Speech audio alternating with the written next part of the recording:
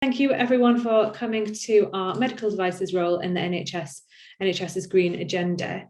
As a lot of our delegates will know, we do like to cover very specific things, and as much as we could sit here and talk about endlessly about the green agenda, we do like to make sure that we are covering off really specific topics.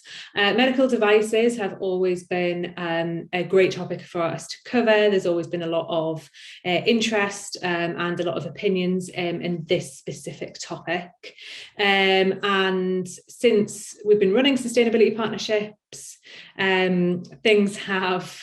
Matt, you've got your hand up if you've got a question. It's okay.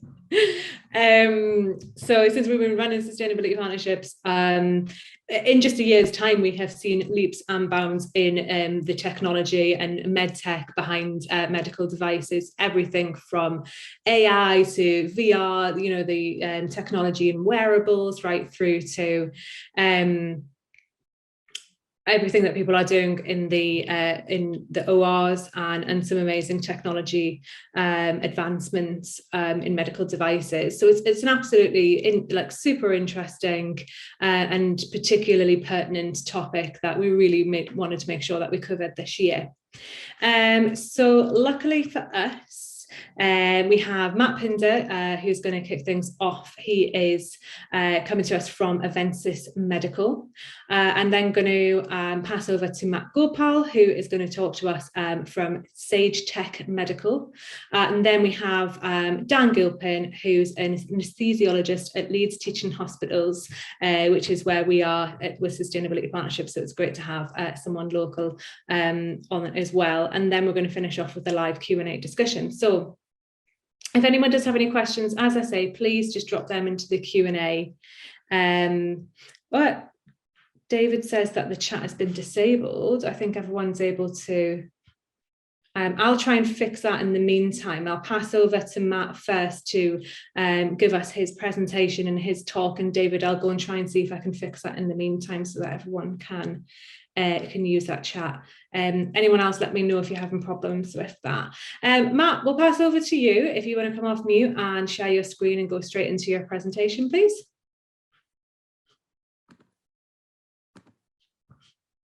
Right, okay. Good afternoon, everybody. Hope you're all well. Nice to meet you all. I'm Matt. I'm from Avensis UK Limited, and my speech is going to be on our resale service. So I'm not sure if anybody's familiar with Avensis or if you've heard of Avensis in the past, so I'll give you a quick introduction to who we are as an organisation. Avensis were founded as a biomedical engineering and repair service business. So we maintain hospital equipment throughout the NHS and private sector. Within our business, we have three different functions. We have our engineering division, which you will be able to see now. We have a training division. In the training division, we upskill biomedical engineers on repairing medical devices. And then we have a resale division as well. This resale division focuses on the sale of brand new and second-hand medical devices. And that second-hand medical device sale is the topic of my discussion today. We have 175 employees, around 80 of those are engineers. We manage over 145,000 medical devices throughout both the NHS and private sector. That's about a 60-40 split in favour of the NHS. We're ISO 9001, 14001 and 13485 accredited. We operate within over 30 NHS acute and community-based trusts, and we turn over in excess of £17 million. So, our resale service. In short, our resale service seeks to collect surplus medical devices from NHS and private hospitals. We then recondition, repair, and sometimes service those devices before reselling them back into the market. So it's a sustainable, ethical model for for medical devices that are no longer required in hospitals.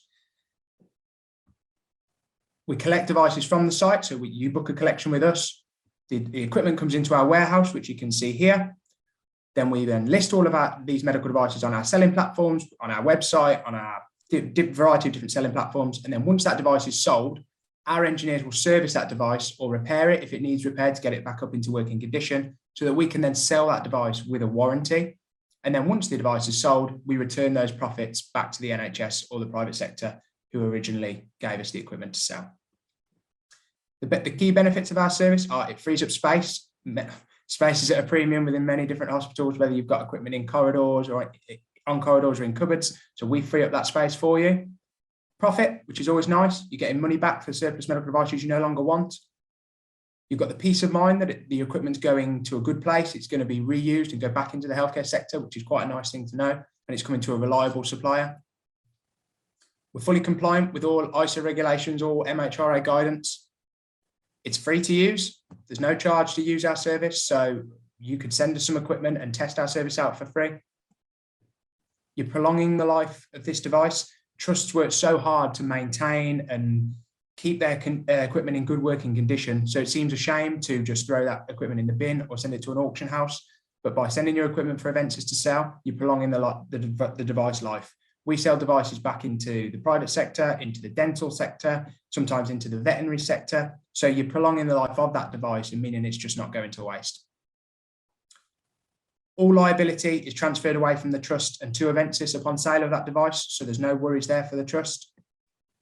And finally, it's an ethical recycling route for that medical device, isn't it? It's a more sustainable model to allow Avensis to upskill your medical device, put it back into the market, as opposed to it going to landfill or just sitting in a cupboard forever or going to an auction house where you're not really sure where that final stage for the device is going to be. So when comparing our resale service with an auction house, which is what 90% of NHS trusts currently use, profits are returned on both sides. Both an auction and Avensis would collect your equipment. Both an auction and Avensis would remove patient data from the devices. However, the key thing that sets us aside is that we're an ethical and sustainable disposal route. Equipment is going to be going back into the market, it's receiving a service, and it's going to be patient safe. That's the key to this. If equipment is going back into a hospital setting, it needs to be patient safe. Auction houses do not have the capability, because they don't have an engineering division, they don't have the capability to service or repair that device. So it's almost sold as seen, a little bit like buying a car from Auto Trader, say. You're buying the car, sold as seen. You're buying that device, sold as seen. Whereas from us, they get a warranty. They've got peace of mind that they're buying from an approved supplier, which means it's a more ethical decision for the trust to use us, and it's a more sustainable disposal route. So I think it's important that we talk about why ethically disposing of medical devices is so important. So MHRA guidelines, and MHRA, for those who don't know, are the governing body for medical device management. They say that all medical devices should be managed and serviced, repaired effectively by an approved provider. That is Avensis. We're the only provider in the market who can do that for the sale of second-hand medical devices. And trusts themselves, two examples being here, have policies that state that they use approved waste and device removal suppliers. So there's clearly a loophole here, because I know that auction houses, as you'll see in a second, do not comply with MHRA guidance, means that the policy is almost invalid. So to prove that point, a quote from an auction house here is, the buyer shall not seek to rely upon any conditions or warranties. Items are sold as is. That's not the case with Avensis. Avensis sell with a warranty. Avensis service or repair the devices before they're sold. So we're not, the customer who's purchasing equipment from us has that confidence and has that reassurance that they're buying from an approved supplier. We comply with MHRA guidance and we tick the box of the NHS trust policy. Exactly the same with Auction House B, just a different version of another company. They sell their equipment sold as seen. It is run exactly like a car auction. You bid on the equipment and then it's sold. Simple as that. There's no after sale process. There's no support there. We can provide service history, repair history. We give that medical device a warranty so the buyer has peace of mind. It's an ethical disposal route. When compared with Avensis, it's clear to see, as I've already mentioned, equipment's tested, sold with a warranty. We provide a safety use guarantee. All of our equipment that is sold is patient safe. I think that's really important to remember. Whatever current provider you're using, if that's an auction house, they cannot guarantee that the equipment is going to be patient safe when it's sold, whereas we always provide that guarantee. No equipment's going to waste. Sometimes we receive equipment from trusts which isn't in a good enough working condition to sell back into the market. But again, linking it back to that sustainability aspect, we'll strip that device down, or our engineers will strip that device down and then use it for parts. So we might be able to take the screen off a broken monitor and use that to repair another monitor that can then be sold on. Nothing should be going to landfill. And it's that traceability of equipment. If you were to give me 10 devices, I could tell you exactly where each device that was sold has ended up in the world. I could tell you exactly who it was sold to and exactly what it's being used for. Again, auction houses aren't providing you with that peace of mind.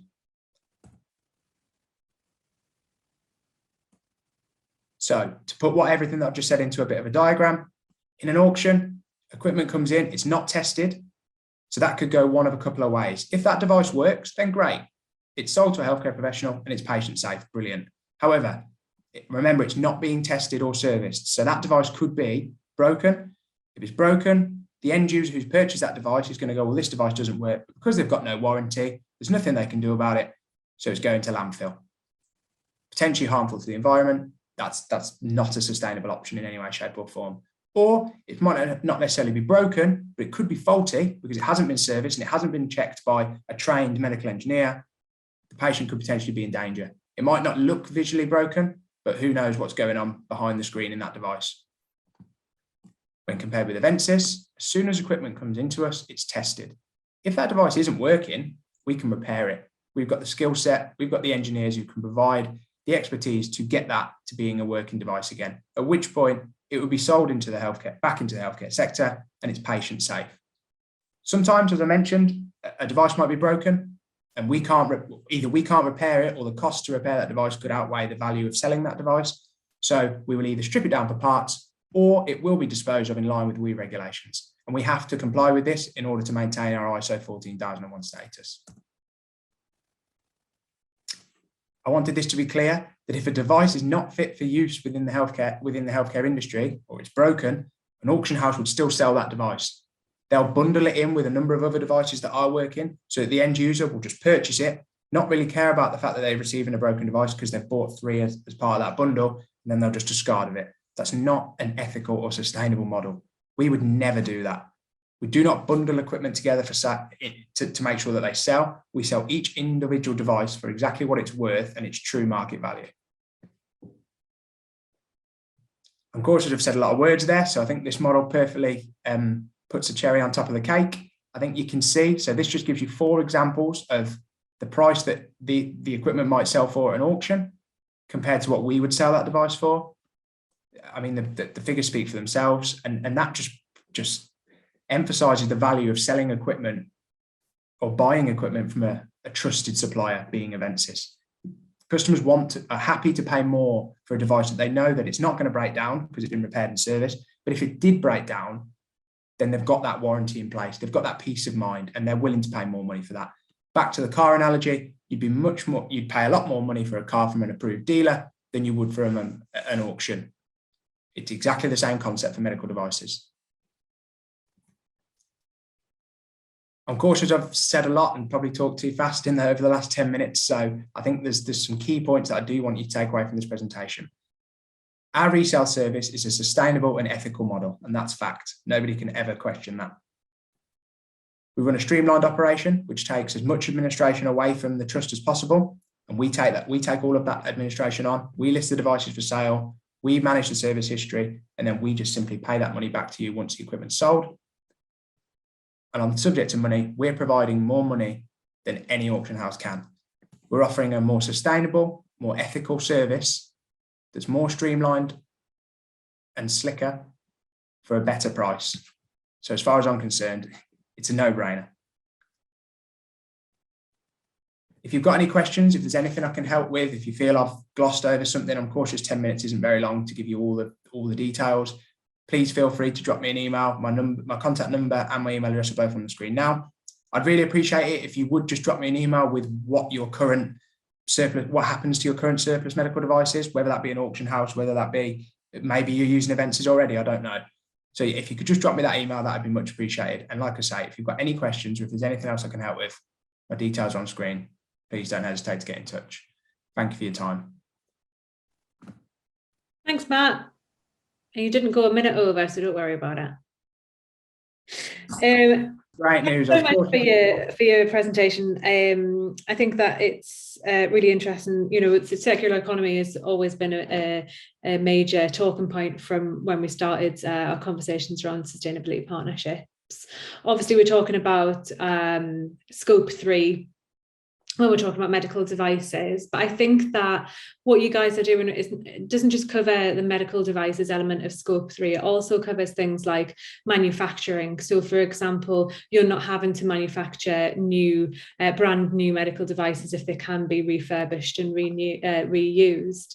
We're also talking about pushing that responsibility right down the supply chain, because things like, for example, precious metals not having to be mined out of the ground for brand new devices, because we are able to reuse and recycle what we can. And that's when, for example, last year we ran an event and it was called Removing Plastics from the NHS. This year we ran an event just before this one last month, and we renamed it Reusing Plastics within the NHS, because it's not realistic to talk about, hey, it's cut and dry, let's just completely get rid of something. And it's exactly the same with medical devices and a lot of the circular economy thinking that you were talking about here as well. So that's some great talking points there. We do already have a couple of questions, which I will save until the end after our other two panelists. But thanks very much already, Matt, for your input there. Please feel free to put your contact details in the chat function there now that I've actually fixed it. And Matt, Gopal, I'm going to move on to you. If you can share your screen, give an introduction to who you are and what you're going to talk about today. Yeah, morning. Thanks for that introduction. Morning everybody. Thanks for taking the time to join us and to hear more about sustainability within the NHS. And where Sage Tech fit into this is that we feel that we're leading the way in creating a sustainable anaesthesia solution. The story kind of starts back in 2015 with an anaesthetist, Dr. Seb Brown, that came up with the concept. I'm a friend of his, and as a veterinary surgeon, which was my previous job, and I was using these volatiles, I was interested to learn of the destruction to the environment that they were creating through their emission, and I felt that I would like to be involved in something that looks to prevent that impact to the environment. I think most people will be aware, he says, trying to share the next bit of his screen. Hopefully that will come up. But if it doesn't, we're all aware of the impact that these volatiles are having on the environment. So I don't know why I can't. Maybe unshare and then share again. And yeah, it might be. Apologies. So it's okay. I have had this happen before, actually. You won't be the first on one of our webinars to have a bit of technical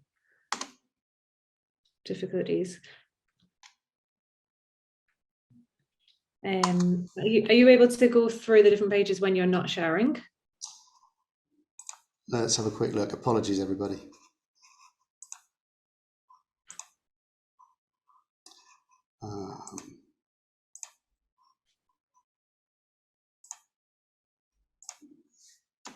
Yes, I am. Okay, maybe give it another go. Okay.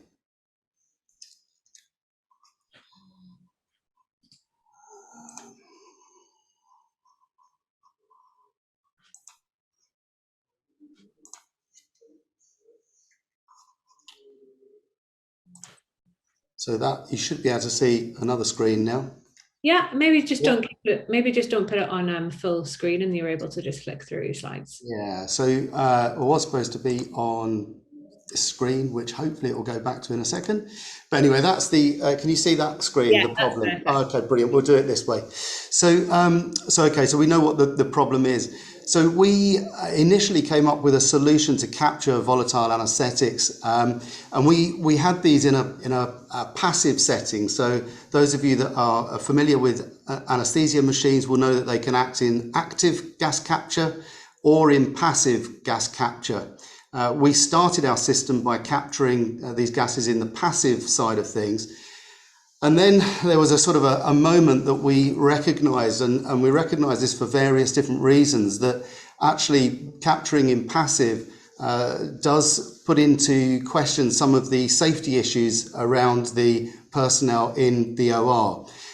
We work very closely with anaesthetic machine builders, and we work very closely with safety bodies as well. And it was clear that the safer option in this situation was for a solution to be put forward that would utilise the active gas capture mode of the anaesthesia machine. And the main reason for that is that these gases should not have the potential to be able to leak into the environment of the operating theatre and affect personnel. So these are the safety issues, and the three areas on this slide that I would draw your attention to is ISO 80601-2-13, which is all about how an anaesthetic machine should work. And there are some very specific points in there about gas leakage and gas being able to be captured in a safe fashion through the active gas scavenging system of the hospital. The other one is HTMs. These are memoranda, they're guidelines as to how a theatre should be set up. But the most important of these, and this is the one that we feel that our device directly addresses, is the local exhaust ventilation, the LEVs. And these are statutes, these are a law, and they're put in place by the HSE to protect staff in the workplace. So that is worth mentioning why we went to a system, and we're unique in that we're the only volatile gas capture system that utilises the AGSS of the hospital, and it's for safety reasons, as I say. So what have we produced? We have produced a medical device, which hopefully you can see here. This is called our SID dock, and it's SID for sevoflurane, isoflurane, desflurane. Although I'm conscious that the use of desflurane is rather plummeting, should we say? So maybe we'll have to rename it the C dock, but we'll see what happens.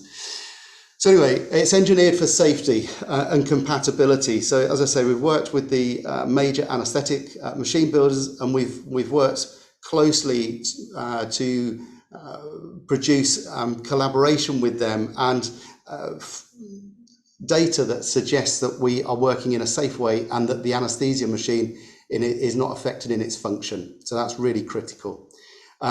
The other thing to say is that this won't interfere with clinical practice or current safety procedures. Our SID dock is very simple to install. It probably takes around about 3 to 5 minutes, and it is literally the device sits in between the AGSS hose of the waste from the anaesthetic machine and the AGSS of the hospital system. So it's literally replumbing two hoses. That's probably one of our main features, is that we work with the existing AGSS mode, but we also have functions on there such as an LCD screen which will have audible and visual safety alarms. We have an integrated bypass, so if there's any failure of the device, we always fail to safe, and we fail to being connected to the hospital's AGSS. Again, really, really important for personnel safety. We can also use our device with high flows. We can use our device with nitrous oxide, and we can also use our device safely in oxygen flush. Just to go back a step, one of the reasons we went to the active, when we had a passive device, oxygen flush actually created a burst of volatile into the surrounding area and was deemed not safe to do. So that was another reason for us to go to active. And all the hoses that we use are standard AGSS hoses that are kink resistant. We have two models. We have this floor mounted, it just sits behind the anaesthetic machine. It's on wheels, as you can see, and it's actually relatively small. And for the anaesthetic room or induction room, we have the same device that can be wall mounted, so it's space saving at the same time. So what do we actually capture the volatiles onto? So as these volatiles leave the back of the anaesthetic machine, they are diverted into our capture canisters, and there's one of these canisters on the screen that you can see. So these are made of a material that is very durable. These canisters are used multiple times. So you'll see in a second when we come on to how our business model works, these canisters go backwards and forwards from the hospital to an extraction site. These are also self-sealing. So when the canister is removed from the capture device, the SID dock, there are some valves in there that actually self-seal the actual canister, and they will prevent any potential leak of gas from or in its bound state. So these are the volatiles are bound onto a carbon material. The carbon material that's in there is what we term functionalized. So it's had a very specific treatment that gives it the features that we require to bind volatiles in an efficient way.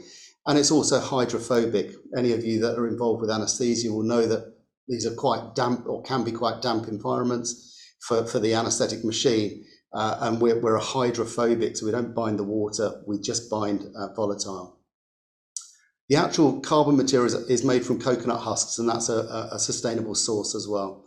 And as you can see at the bottom of this slide, we can bind onto 2 of our canisters, we can bind the equivalent of 2.7 bottles of volatile agent.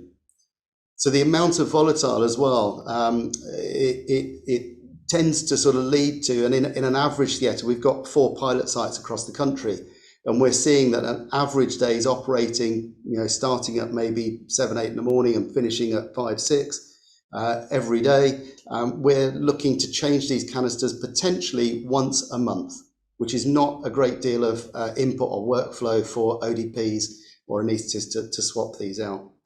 Another key feature actually is to be able to hot swap. So hot swapping is a term we use for being able to remove the canisters during a procedure and safely know that you're not polluting the environment with or the operating theatre with any volatiles. So again, that's a valve system that we have within our device that allows that to happen. Okay, so the next slide shows how our business model is set up. So we've tried desperately at every step of our process to look at sustainability, to look at how we can have as little impact on the environment as possible. So the capture side of things, hopefully you can see that our device with the reusable canisters is sustainable. Our material, our capture material is very sustainable. And then we cycle these backwards and forwards. So when the canisters are full, they're then swapped out for fresh canisters in their clinical use. And then the full canisters are sent to a hub. These hubs will be localized. So we're working, looking at a London hub at the moment with some studies that we're doing in London, where you'd have a centralized hub that potentially all those localized canisters will go back to that hub, and they are extracted of their volatile. So the volatile is bulked into a collecting vessel that holds 30 litres of mixed volatile. This is the bulk section at the bottom. And then that bulk liquid is through purification and through supercritical CO2 treatment is then purified. It's split into its 3 different compartments: isoflurane, sevoflurane, desflurane. And then those are purified, recycled, and then back ready for use. I've put in here that we still need some virgin drug to keep up with use, because there will be some losses in the system, even in the clinical use, in leaks and with patients going through to recovery. So that's where we are. I mean, interesting that Georgina mentioned which scope and Matt Pinder's around scope 3. We also believe that we're mainly scope 1 because we're preventing those direct emissions, but actually by decreasing the amount of virgin drug use, we're decreasing the footprint of production, and that squarely fits into scope 3 as well. So just for fullness, this is one of our extraction machines, and this would be at one of regional UK hubs, and that will extract the volatiles from the canisters. So that's where we are at the moment. I'm going to leave it there. I'm conscious of time as well, and don't want to eat into Dan's time. Thanks, Matt. I really appreciate that presentation. And we got through the technical difficulties. So we always managed to get through things. Yeah, again, since running sustainability partnerships for over a year now, we did run an event last year where there was a huge reaction to the change in the different anaesthetic gases. And I've just seen there's some data here that even since then, the use of desflurane has come down to below 10%. That was some 2021 figures. I know that there's a lot of people working in anaesthetics in the audience today. If anyone has any even more up to date details on the use of desflurane, we even had the Ditch the Deaths hashtag being used across our social, and we've learned a hell of a lot about the use of different anaesthetic gas. So it's really interesting to hear about what you guys are doing at Sage Tech. If anyone does have any further questions specifically for Matt and what they're doing at Sage Tech, please put that in the Q&A, and I'll pose them to him when we get into the Q&A session of the event. Next up, we've got Dan Gilpin. He's going to introduce himself, if that's okay, Dan, and give us a bit of a lowdown on what you've got to talk to us about today. Perfect. Can you see my screen? Yeah. Good. Right. Hi all. So I'm Dan Gilpin. Thanks for the previous two talks. They do sort of tie into what I'm going to say today as well. So briefly, I'm a consultant paediatric anaesthetist in Leeds. I've got a few other bits that I do as well. I'll go into a bit about the Sustainable Theatres programme, which I now chair at Leeds, which is looking around sustainability generally within our theatres across our trust. I've also recently been a digital fellow with Health Education England, a TOEFL fellow, looking at new digital technology, looking at leadership development for new digital technology within the NHS. And I'm now also recently a clinical lead at NHS Digital. So I do have quite a few interests around the sort of implementation of new technology within the NHS, and cautiously aware that a lot of that technology that I'm sort of advocating can lead to massive increases in waste. So a little bit about what the Sustainable Theatres programme first is, because I think that was mainly why I was asked here to come to some of the work that we've been doing in Leeds. We set this up, it was around 3 years ago now. It was just as COVID was sort of starting, looking at how we can make our theatres more sustainable. And we had an aim to become the most sustainable trust within the UK. Knowing we were quite a way behind, probably some other trusts had done some really good work recently. But it was really, I set up the group along with other clinicians, the business managers within the hospital, and also the environmental team within our estates and facilities.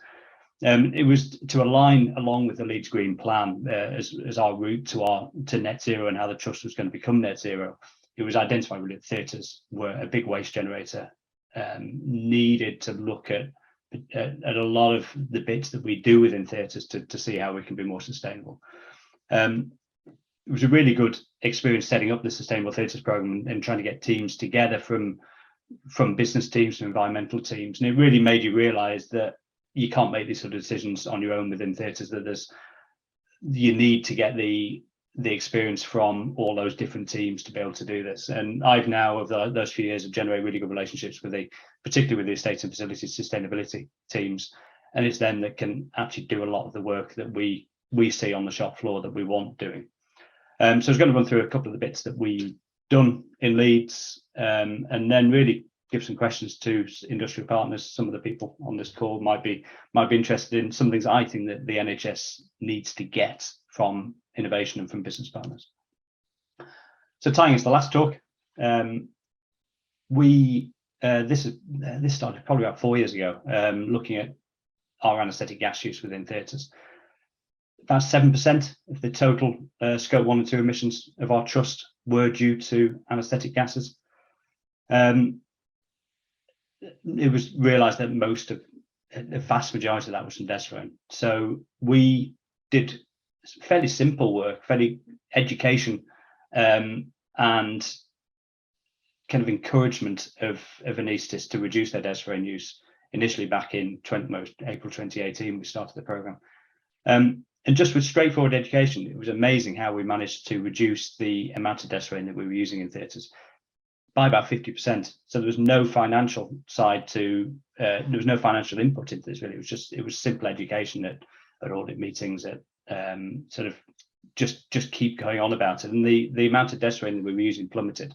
And that simple intervention over a few years saved around 3,000 tonnes equivalent of CO2 per year within our trust, and halved our emissions within theatre. So brought our entire trust scope 1 and 2 emissions down by 3.9% just from an education programme. And I think that really made people within the trust and within the business team realise that you could do these changes fairly easily.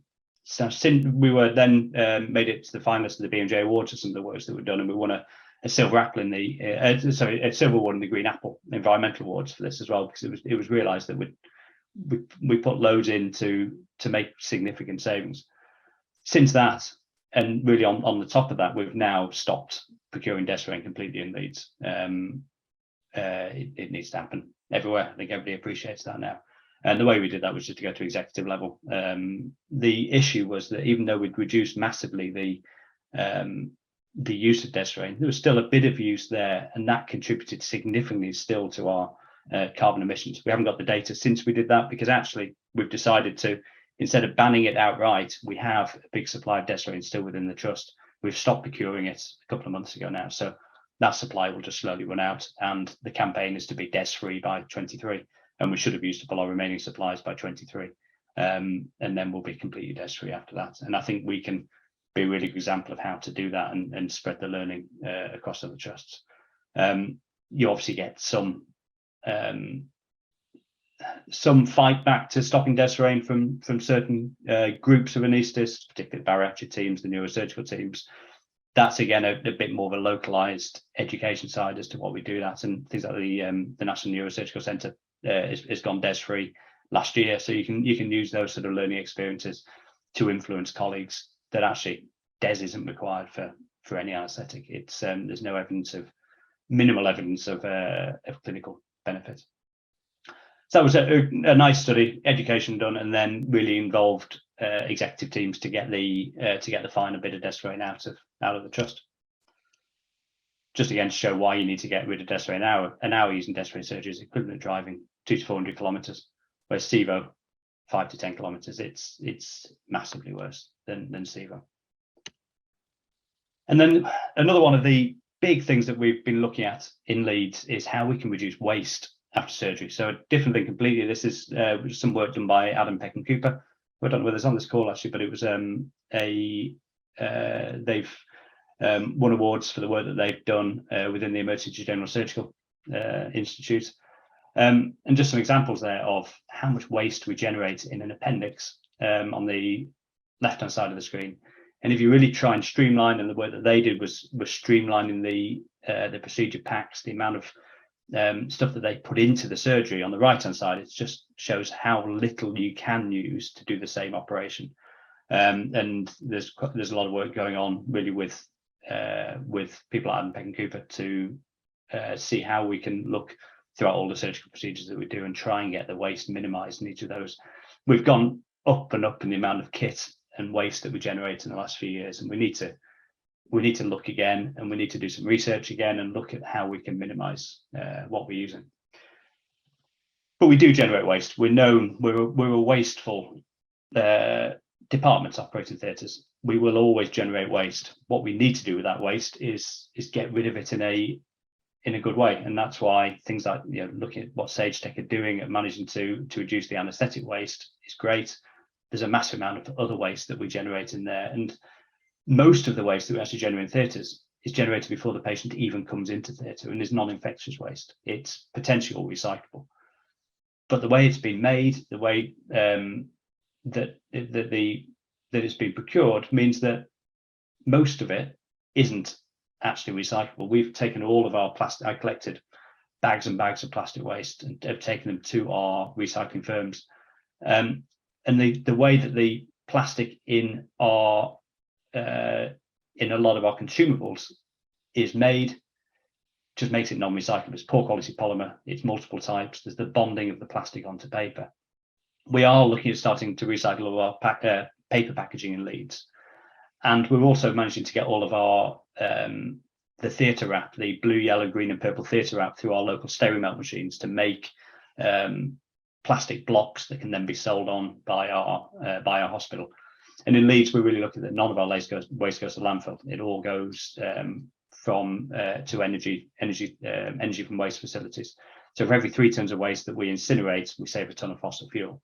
But we're still at the point where we should be taking a lot of that out of the burning facilities and be recycling them. But we can't do that because of how those products get to us in the first place. So really, we need to be working with industrial partners, and this is where I think the NHS should be doing more with our innovation teams at Leeds. I'm part of the innovation hub in Leeds, and I'd love to be working with industrial partners to look at how we can have the waste in better forms when it comes into us, so that we know where it goes in the how it can be recycled in the long run. We need to be reducing single-use items, and that's where our general surgical colleagues are looking at doing research again to look at how we can prove that the single-use gowns, drapes, equipments are safe. We need to be showing those and showing that they should showing that our reusable equipment is safe, that we can use those in a safe way, and that we don't need to rely on single-use items. We need information from companies on the environmental impact of their products and how the whole life cycle of products. We don't get that well enough, and we can't procure items well because we don't know the environmental impact of a lot of the products that we're using. We need to reduce and simplify the packaging that we're using, and all that packaging needs clear recycling instructions on it. You don't expect to buy anything from a supermarket now without knowing how to dispose of it, and we're nowhere near that within the NHS to be able to get rid of the packaging that we generate. We assume that most of it isn't recyclable. In the last year in the domestic side, things have changed massively. You buy shampoo bottles now which are all recyclable. There's been a big push, but I get the feeling the NHS is still a long way behind that.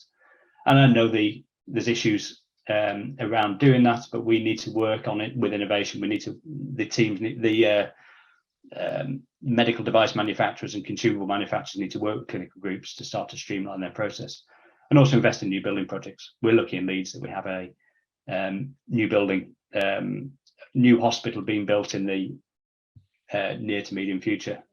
We should be working directly with device manufacturers, with consumable manufacturers to build these processes so that we can reduce the environmental impact of all these and build that into our new buildings.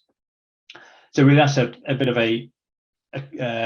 hopefully to aim for a bit of competition from whoever's on the call to discuss some of that and how we can start to work with companies to improve what we do. You can find me on Twitter, on LinkedIn, or feel free to email. I'll put those details in the chat. I'm happy to have a chat with anybody that wants to. Great, thanks so much, Dan. It's always so important for us to make sure that we have a voice from within the NHS, as well as obviously partners and suppliers like we have on the call today. So I think what's really, I mean, it was so stark seeing that right and left image and how much you guys, and I'm really, really proud to say, you know, being in Leeds as well, to see that you guys have managed to get that down. But I think that what we've learned from conversations from people within and without the NHS since we started sustainability partnerships is that the OR is the theatre, it has been a bit of a scapegoat. It's been like, those are the guys, they're to blame, they do, and it's the same sort of with the fleet as well, and maybe with your estate managers. But I think that what's so refreshing, and hopefully what other people can learn from you, you know, if you do make contact with Dan or learn from what they've been doing at the Leeds Trust, is how to create that holistic view. How, you know, Dan's gone and worked with other teams, particularly the estates, and talked about how you can just create that the way of education over trying to force, that this is what we're doing in theatres, and we sort of siloed away to ourselves. You've turned it into a broader conversation that's more holistic across the trust, which is really interesting. I feel like all of the success stories that we've seen have been when conversations in education has been at the heart of the sort of the psychological change around sustainability within trusts. So really, really appreciate your input today. I realise that we have gone a little bit over time, but we do have some questions. We've got two here that I'm going to pose to you, Matt Pinder, if you don't mind. David has asked, what % return on the NHS is there on the price, on the sale price, i.e. what commissions are levied by you guys at Avensis? So very stark question, Matt, so please feel free to be as transparent as possible. No, look, yeah, we're a business at the end of the day, so we have to take some form of profit for facilitating that sale. So we operate, our standard practice is that anything that sells for under £500, and I'll put this in the chat because it's easy for everybody to understand. Anything that sells for under £500, we take 45% of that sale figure. Anything between £500 and £1,000, we take 35% of that figure. And then anything that sells for over £1,000, we take 25% of that figure. So, but that's not to say for 1 second, that can sound quite complicated. I mean, we've got customers who are on 30% across the board, 40% across the board. It really is, it's open to a discussion. Okay, great. And then obviously if anyone has any further questions, I mean, Fiona sort of asked again around the financial business model, so I think that kind of covers it for now, but if anyone does have any further questions, I think Matt has already put his details in the chat. And they will also be on our event write-up as well.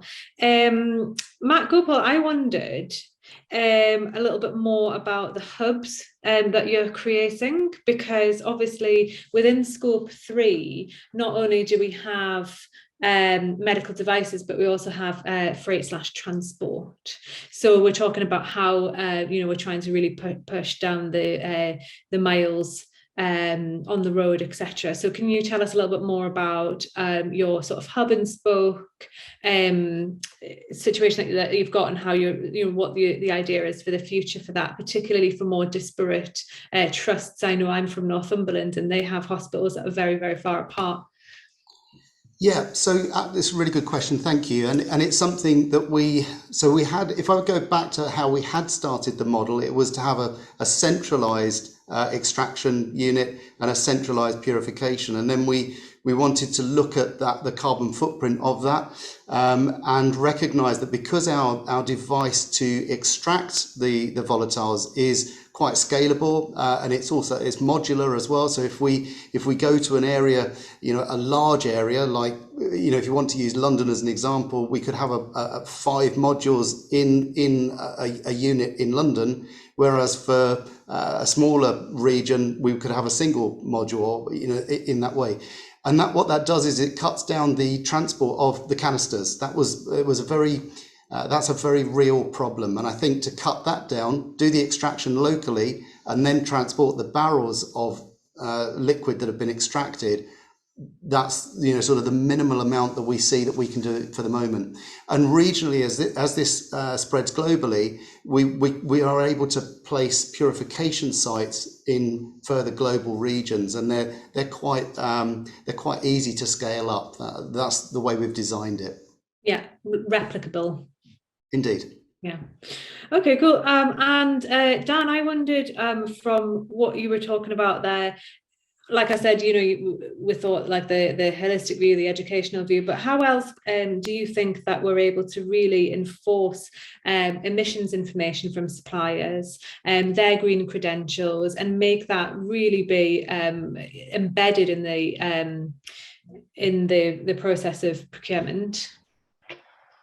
Yeah, good question. I think it's really hard, because I think a lot of that is company sensitive information as well. Realistically, I think once you start to use that for procurement decisions as well, the honest answer is I don't know how we can force companies, because it's almost impossible to know the end-to-end carbon footprint of, say, a drug that we use on Danstron in theatre, use every day. It's almost impossible to understand the carbon footprint of that from an end-to-end side, and it changes so quickly as well. Drugs like that change change suppliers on a regular basis, but we need to have some better way centrally. I don't think this is down to local hospital procurements to be able to do this. We need to work out a way of doing this centrally, and of just looking at some of the teams within NHS England that are on the chat as well, as to how we're going to do this. Rebecca's just put in the chat, I think, there as well. There must be a way to do this better and not leave this to local procurement teams to calculate. Yeah, Matt Gopal, I saw you nodding there. Did you have anything to add to that? Yeah, I think the initiative that the Sustainable Procurement Group are bringing on, so Alex Hammond and her team, that's absolutely fantastic. We're undergoing. I think the key thing with this though is that we've got to compare apples with apples. So if you have an LCA done, we're just going through this process ourselves because we wanted to be completely open with everybody. This is our life cycle analysis. It's pointless us doing any of this if the purification stage of our side of things has a ridiculous carbon footprint. Yeah. But we've got to be open because otherwise there's going to be confusion, and if there's confusion, initiatives don't get taken up and are not put into practice. And let's face it, this is getting really, really serious. We need to get action fairly quickly. I think there's confusion, and there's also the potential to manipulate as well.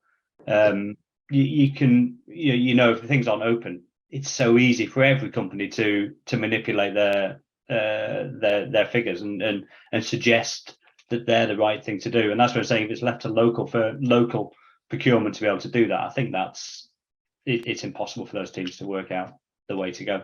But we are within our trust, we are basing some of the procurement decisions on sustainability arguments as well. It's coming into the procurement frameworks locally as well. So it has to happen. It's never going to be the most important thing for a trust that's cutting money, but it has to be in all those procurement decisions. We would say we're in a lucky point in Leeds of building a new hospital and being able to look at this at a really early stage and looking at what we can build in, and see where we are. Trying to future-proof from the beginning. We actually had Alex on. Rebecca says there's a couple from Alex's team and appreciate the shout out, but we did actually have Alex on our first event of the year. It was the sustainability agenda event. We always start the year kick off with, okay, what's the plans for this year? What can we do? What's the agenda? What's the main points that we can tackle? So I've actually put a link there that everyone can go and watch that back if you're interested to hear a little bit more from Alex. Unless there's any other questions for the panel, we're actually coming to the end, and there's a few little bits that I need to round off with, including our agenda for the rest of the year. We've got World Green Building Week coming up in September, so we're going to be running an event, and that's all about green buildings, smart buildings, AI enabled, smart integration with energy procurement and all that cool stuff around Building Week. We then have Green Energy in the NHS. That event's on the 4th of October. I think my team is starting to put some links into the chat here now as well, so that everyone can sign up to those ones. 10th of November is the Sustainability Awards. So those are now open for both the private sector and for NHS trusts. We had a great event last year. So if anyone's interested in submitting their own trust or their own company to our Sustainability Awards, please check that out on the Sustainability Partnerships website. We also have a report that we always do at the end of the year. It's a culmination of all of the insight that we've gained from all of the events that we've held, as well as some of the entries to the awards. So if anyone is interested in specifically contributing to that report, we often have great contributions from both within the NHS and companies themselves who want to have a bit of a contribution, particularly from their own company. So please get in touch if you're interested in contributing to the report. And that's everything that I think that I have to say, and everything that I needed to cover off. There is a question about the deadline for the awards. I'm going to have to double check that for you, Lynn, because I'm not 100% sure. I know that it's the 13th of October. So you've got a little bit of time to put your entries together. Dan's just posted his email address. Again, as I say, our whole event has been recorded. It'll go out on email to everyone who's attended and who's not been able to attend today as well. We'll have a write-up on the Sustainability Partnerships website that will go out on our social media channels as well. So all I have to say is thank you to everyone who joined us today. Thank you for our amazing panel. It's been super interesting as usual, and I'm sure as usual we could talk about this until the cows come home, but really looking forward to the amazing new smart hospital that we're going to have in Leeds. Dan, I can't wait to come and have a little tour of that hospital of the future. And thanks so much to everyone else, to both Matt Pinder, Matt Gopal, and obviously to Dan as well for giving up your time today. We really appreciate that, and hopefully see everyone here again next time.